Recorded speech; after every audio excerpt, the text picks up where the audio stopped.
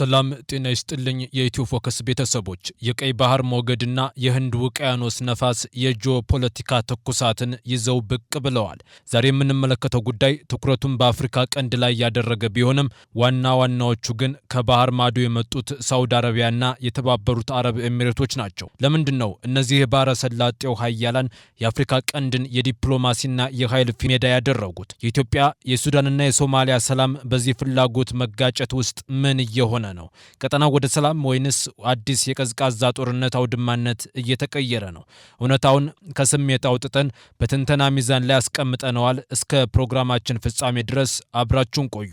ሳውዲና ኤሚሬቶች የፊልም ሜዳ ያደረጉት የአፍሪካ ቀንድ በባላንጣነት በሚተያዩት የመካከለኛው ምስራቅ ኃይሎች በሳውዲ አረቢያና በተባበሩት አረብ ኤሚሬቶች መካከል የቀጠለው ውጥረት እንደ ኢትዮጵያ፣ ሶማሊያ፣ ሱዳን፣ ኬንያና ጅቡቲ ያሉ ሀገራት አጋጣሚውን ለመጠቀም ወይም ሁኔታው የሚያመጣውን ለውጥ ለመቋቋም እየሞከሩ ነው።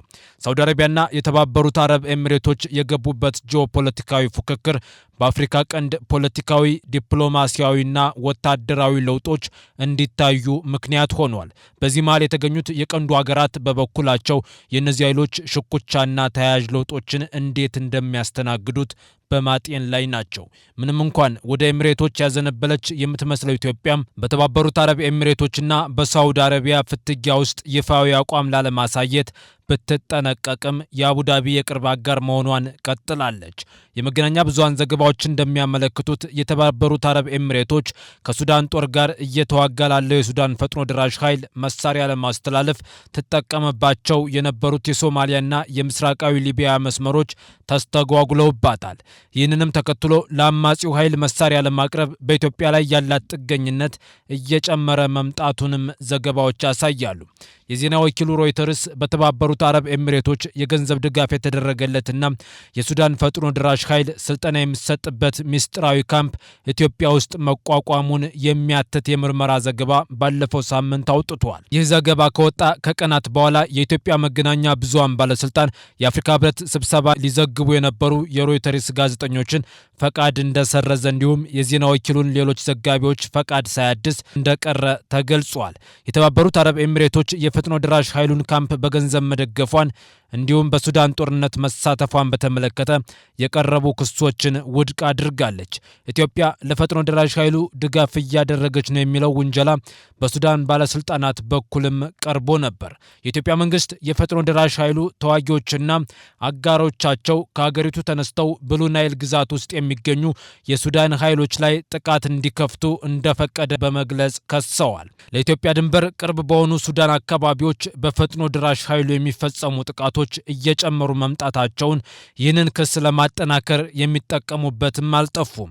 ሳውዲ አረቢያም ግን ኢትዮጵያን ከጎኗ ለማሰለፍ የምታደርገውን ጥረት አላቋረጠችም። ባለፈው ሳምንት የካቲት 4 ቀን 2018 ዓ.ም ላይ የሳውዲ የውጭ ጉዳይ ሚኒስትር ልዑል ፋይሰል ቢን ፋርሃን ወደ አዲስ አበባ ተጉዘው ከጠቅላይ ሚኒስትር አብይ አህመድ ጋር ተወያይተዋል። ውጤታማ ተብሎ የተገለጸው ይህ ውይይት የተካሄደው የሁለቱ ሀገራት የውጭ ጉዳይ ሚኒስትሮች በሪያድ ከተገናኙ በኋላ ነበር። በዚህ ሳምንት መጀመሪያ ማክሰኞ የካቲት 10 ቀን ደግሞ የቱርኩ ፕሬዝዳንት ረሲብ ታይብ ኤርዶዋን ለይፋዊ ጉብኝት አዲስ አበባ መጥተው ነበር። የፕሬዝዳንቱ ጉብኝት ኢትዮጵያ ይበልጥ ወደ የተባበሩት አረብ ኤሚሬቶችና እስራኤል እንዳትሳብ የተደረገ ሙከራ ተደርጎ ታይቷል። ኢትዮጵያ እስካሁን ድረስ እስራኤል ለሶማሊላንድ የሰጠችውን እውቅና በተመለከተ ግልጽ የሆነ አቋም አላሳየችም። ለሶማሌላንድ እውቅና እንደሚያሰጥ የተገለጸውን ስምምነት ከአርጌሳ ጋር ተፈራርማ እንደነበር ከግምት ውስጥ ሲገባ ግን ወደ እስራኤልና ሶማሌላንድ የማዘንበል ዕድሏ ከፍተኛ እንደሆነ ይገመታል።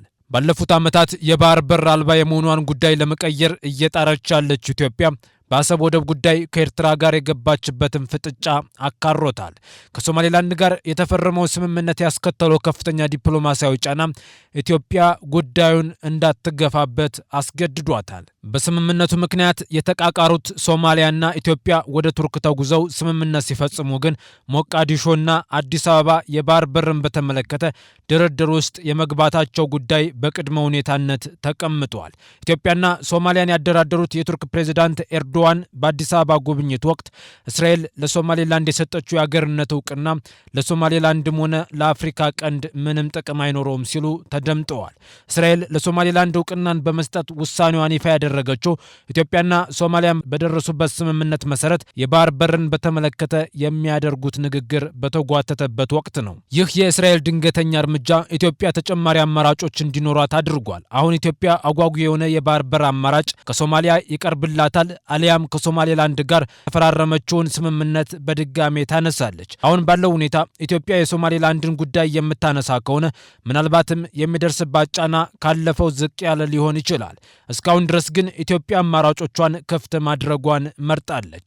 ከኤርትራ ጋር የገባችበት ውጥረት እየተካረረ የመጣው ኢትዮጵያ ከተባበሩት አረብ ኤሚሬቶች ጋር ያላት ግንኙነት መጠናከሩ አስመራ ሌላኛውን ጽንፍ እንድትይዝ አድርጓታል። ኤርትራ ይህንን አካሄድ መከተል የጀመረችው የመካከለኛው ምስራቆቹ ሀገራት ባላንጣዎች ከመሆናቸው አስቀድሞ ነበር። የኤርትራ ፕሬዝዳንት ኢሳያስ አፈወርቂ ጥር ላይ በሰጡት ቃለ መጠይቅ ኢትዮጵያ የባህር በርን በተመለከተ ከያዘችው ፈርጣማ አቋምና በአሰብ ወደብ ላይ ከምታነሰው የሉዓላዊነት ጥያቄ ጀርባ የተባበሩት አረብ ኤሚሬቶች እንደምትገኝ በመጥቀስ ከሰዋል። በተጨማሪም የተባበሩት አረብ ኤሚሬቶች ኢትዮጵያንና ሌሎች ጎረቤት ሀገራትን በመጠቀም ሱዳንን የመውረር ፍላጎት አላት ሲሉ ወንጅለዋል። ኤርትራ የሳውዲ አጋር ከሆነችው ግብጽ ጋር ያላት ግንኙነት ከሪያድ ጋር ትስስሯ እንድታጠናክር አግዟታል። ባለፉት ቅርብ ወራትም የሶስት ሀገራት መሪዎችና ባለስልጣናት ሪያድ፣ ካይሮና አስመራ ውስጥ ተገኝተው ስለ ቀይ ባህር ደህንነት ተከታታይ ውይይቶችን አድርገዋል። ጅቡቲም እንደ ኤርትራ ሁሉ ከተባበሩት አረብ ኤሚሬቶች ጋር ያላት ግንኙነት ባለፉት ዓመታት እየሻከረ ከሳውዲ አረቢያ ጋር ደግሞ ይበልጥ እየተወዳጀች መጥታለች። በዚህም የተነሳ የሁለቱ ሀገራት የቅርብ ጊዜያት ሁኔታዎች በጅቡቲ አቋም ላይ እምብዛም ለውጥ አላመጡም። ከዚህ በበለጠ ለጅቡቲ አሳሳቢ የሆነው ጉዳይ እስራኤል ለሶማሌላንድ የሰጠችው እውቅና ነው። የጅቡቲ ወደብ ዋነኛ ተጠቃሚ የሆነችው ኢትዮጵያም ቴልአቪቭን ተከትላ ለሶማሌላንድ እውቅና ልትሰጥ ትችላለች የሚል ስጋት ጭሮባታል። አዲስ አበባና ሀርጌሳ የወደብ ስምምነት ላይ የሚደርሱ ከሆነ 95 በመቶ የሚሆነውን የኢትዮጵያን የባህር ላይ ገቢና ወጭ ንግድ በምታስተናግደው ጅቡቲ ላይ ከፍተኛ የንግድ ኪሳራን ያመጣል። በዚህም ምክንያት ጅቡቲ ሶማሊያ የሶማሌላንድ እውቅናን በመጻረር የከፈተችውን ዲፕሎማሲያዊ ዘመቻ በማገዝ ከፍተኛ ሚና እየተጫወተች ነው። ሶማሊያ ምናልባትም የመካከለኛው ምስራቅ ኃይሎች ፉክክር አንዲት ትንሽ ሀገር ቅድሚያ የምትሰጣቸውን አጀንዳዎች እንዴት በአንድ ጀንበር ሊቀይር እንደሚችል ለመረዳት የምታግዝ ግልጽ ማሳያ ነች። ሶማሊያ ለረጅም ጊዜ ስትፈራረመው የነበረው ተገንጣይ ግዛቷ እጅግ ጉልበታም በሆነ የውጭ ሀገር ሲደገፍ የመመልከት ስጋት እውን ሆኖ ፊት ለፊቷ ተደቅኗል። እስራኤል ለሶማሌላንድ የሰጠችው የአገርነት እውቅና የመጀመሪያ በትሩን ያሳረፈው የሶማሊያና የተባበሩት አረብ ኤሚሬቶች ግንኙነት ላይ ነው። ለረጅም ጊዜ የሶማሊያ አጋር ሆኖ የቆየችው አቡዳቢ አሁን የእስራኤልን እርምጃ አቀነባብራለች የሚል ክስ ቀርቦባታል። ለሶማሌላንድ እውቅና በተሰጠ በቀናት ልዩነት ሶማሊያ ከተባበሩት አረብ ኤሚሬቶች ጋር የፈጸመቻቸውን ስምምነቶች ሰርዛለች። የአቡዳቢ የጭነትና ወታደራዊ አውሮፕላኖች አየር ክልሏ ውስጥ እንዳይበሩም አግዳለች። ሞቃዲሾ ይህንን እርምጃ የወሰደችው የሳውዲና የኤሚሬቶች መካረር እያለ በመጣበት በዚህ ወቅት ላይ ነው። እርምጃው የተወሰደበት ጊዜ የሶማሊያ ውሳኔ በሳውዲ ትዕዛዝ የተፈጸመ ነው የሚል ግምት እንዲነሳ ምክንያት ሆኗል። ከተሰረዙት ስምምነቶች መካከል አቡዳቢ በሶማሊያ ውስጥ ዋና ዋና ወደቦችን ለማስተዳደር ፈቃድ ያገኘችበት ውል ይገኝበታል። የተባበሩት አረብ ኤሚሬቶች በሶማሊያ ወታደራዊና የደህንነት ጉዳዮች ላይ ያላት ሚና ከፍ እንዲል ያደረገው የአውሮፓውያኑ 2023 የመከላከያ ስምምነትም ከተሰረዙት ውሎች መካከል ነው። ኤሚሬቶች ከሶማሊያ ጋር የገባችበት መቃቀር በቀጠናው ተጽዕኖን ለማስፋት ለወጠነችው እቅድ ትልቅ እንቅፋት ነው። አሁን ቢሆንም ግን አቡዳቢ በተበታተነው የሶማሊያ ፖለቲካና ዲፕሎማሲ ምህዳር ውስጥ አጋሮች አሏት። የተባበሩት አረብ ኤሚሬቶች ለሶማሌላንድ እውቅና እንድትሰጥ የሚጠይቁ ተደጋጋሚ ድምጾች በዝተዋል። የሶማሌላንድ ባለስልጣናት ኤሚሬቶችን የሚደግፉ ሰልፎችን አካሂደዋል። ጥር መጨረሻ ላይም የሶማሌላንድ ፕሬዝዳንት አቡዳቢን ጎብኝተዋል። የኤሚሬቶች የወደብ አስተዳደር ኩባንያ የሆነው ዲፕ ወርልድ አሁንም ሶማሌላንድ ውስጥ የሚገኘውን የበርበራ ወደብና በከፊል ራስ ገዟ ፑንትላንድ ያለውን የቦሳሶ ወደብ ያንቀሳቅሳል። ሶማሌላንድ፣ ፑንትላንድና ጁባላንድ የሶማሊያ መንግስት ከተባበሩት አረብ ኤሚሬቶች ጋር የተገቡ ስምምነቶች ለመሰረዝ ያስተላለፈውን ውሳኔ ውድቅ አድርገዋል። በእነዚህ 3 ግዛቶች ውስጥ ቁጥጥር የሌላት ሶማሊያ የተባበሩት አረብ ኤሚሬቶች እንቅስቃሴዋን እንድታቆም የምታስገድድበት እምብዛም መንገድ የላትም። የሶማሊያው ፕሬዝዳንት ሐሰን ሼክ መሐመድ አንዳንድ ጎረቤት ሀገራት ለአጭር ጊዜ ፍላጎቶቻቸው ሲሉ ለሶማሌላንድ የተሰጠውን እውቅና መጠቀም ይፈልጋሉ ሲሉ ባለፈው ሳምንት ተናግረዋል። ፕሬዝዳንቱ ይህንን ክስ ሲያቀርቡ የየቱንም ሀገር ስም ያልጠቀሱ ሲሆን ኢትዮጵያና ኬንያ የእስራኤልን እርምጃ እንዲያወግዙ ለማሳመን ወደ ሁለቱ ሀገራት ያደረጓቸው ጉዞዎችም ውጤት አላስገኙላቸውም።